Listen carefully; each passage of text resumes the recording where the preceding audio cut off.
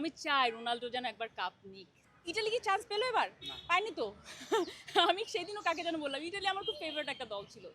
এবং আমার হাজব্যান্ড সব ওই যে ইটালির যে ছোট ছোট যে দলগুলা রয়েছে যাদের খেলা মানে কি ইন্টার ক্লাবগুলা, ইন্টার মিলানেরও ফ্যান। তো আমি ইটালি খেলা খুব দেখা হয়, ইটালি খেলা ভালো লাগে। বাট ওই আর্জেন্টিনা ব্রাজিলের মানুষদের যারা ক্রেজি ফ্যান রয়েছে তারা যে খেলাটা খেলে সেটা দেখতে ভালো লাগে। আমি আর্জেন্টিনা বা ব্রাজিল কারোর আলাদা কোনো ফ্যান না। ওইটাই তো আসবেন তো ওটা বললাম। মানুষ যখন কোনো কিছু ঝগড়া করে কোনো কিছু নিয়ে, সেটা পাশের বাড়ি দুইটা আন্টি হোক বা অন্য বাসা দুইটা কাজের লোক হোক বা ব্রাজিল আর্জেন্টিনা সমর্থক হোক বা বিএনপি আওয়ামী লীগের সমর্থক, এরকম যদি ঝগড়া করে, আমি ঝগড়া করলে দেখি আমার কোনো বেনিফিটও নাই, আমার কোনো লসও নাই, ওটাতে আমি কখনোই পার্টিসিপেট করি না। আমি এত বোকা মানুষ না। কোন দল জিতবে?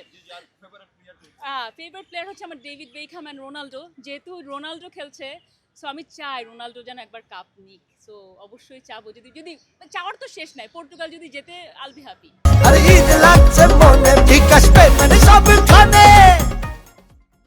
আমার মনে হয় একটা লোকের একটা সার্বিক একটা লোক থাকা উচিত বা একটা কমিটি থাকা উচিত, তাদেরকে যেন ওই পশু পাখিগুলোকে পশুগুলোকে আপনি যে কোরবানি দিচ্ছেন তাদেরকে ঠিকভাবে যেন কোরবানি আমাদের ধর্মে যেভাবে বলা হয়েছে সেইভাবে যেন দেওয়া হয়। আপনি কোনো মতে নিয়ে এসে তাদেরকে অত্যাচার করে পানি না খাওয়ায় হাঁটায় রোদের মধ্যে নিয়ে এসে আপনি কোরবানি দিচ্ছেন, তাদের দাঁড়ানোর জায়গা নাই, দড়িটা এমন করে বাঁধা সেইভাবে রাখা।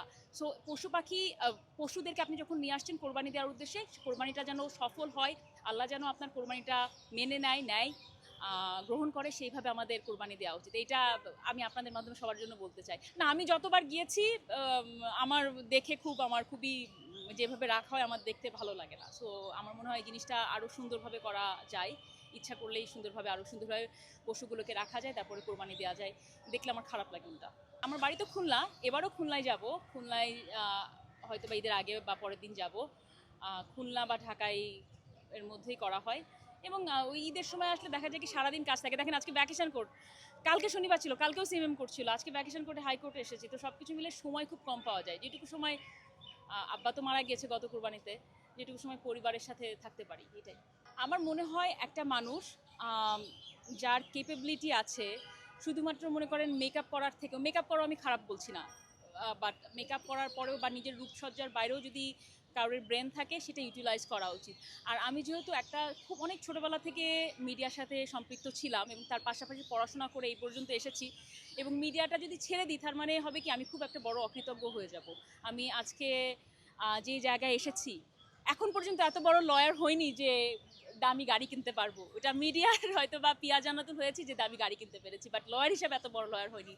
সো ওই জায়গাটা আমার ভুলে গেলে চলবে না। আমি চেষ্টা করি আমার লাইফের প্রত্যেকটা পার্ট ব্যালেন্স করার চেষ্টা করি, এবং কেউ যদি চেষ্টা করে বিশ্বাস করেন পারবে। বেশিরভাগ মানুষ অলস বলে মনে হয় পারে না, মনে হয় আমার মনে হয় চেষ্টা করলে অবশ্যই পারা সম্ভব।